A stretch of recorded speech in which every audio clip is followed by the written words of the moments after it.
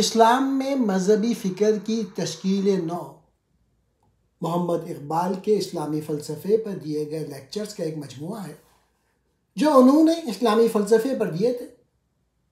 اس کتاب میں اقبال نے اسلام کی نئی فکری تشریح پیش کی ہے، یعنی دین کو جدید دور کے مطابق سمجھنے اور اس پر غور کرنے کی بات کی ہے۔ یہ ایک گہری اور علمی کتاب ہے جس میں اقبال نے بتایا ہے کہ کس طرح اسلام کا فلسفہ وقت کے ساتھ ترقی کر سکتا ہے۔ اس کتاب میں کل 7 لیکچر شامل ہیں جو علامہ اقبال نے اسلامی فلسفے پر دیے تھے۔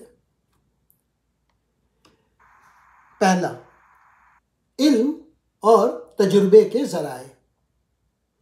اس لیکچر میں بتایا گیا ہے کہ ہم دین اور دنیا کو سمجھنے کے لیے کن ذرائع کا استعمال کرتے ہیں۔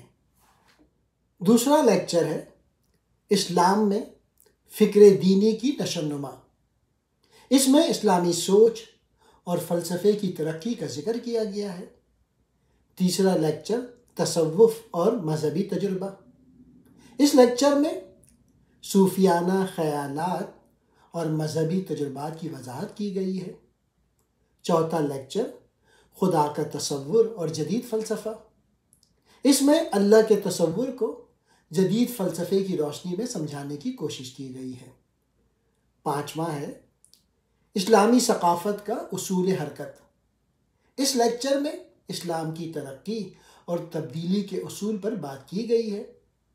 چھٹا لیکچر مسئلہ تقدیر و تدبیر۔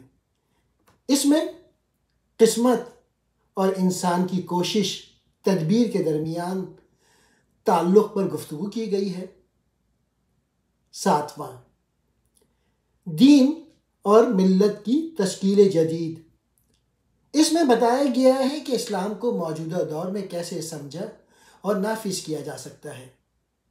یہ لیکچرز اقبال نے 1930 کے قریب مختلف مقامات پہ دیے اور بعد میں انہیں کتاب کی صورت میں شائع کیا گیا۔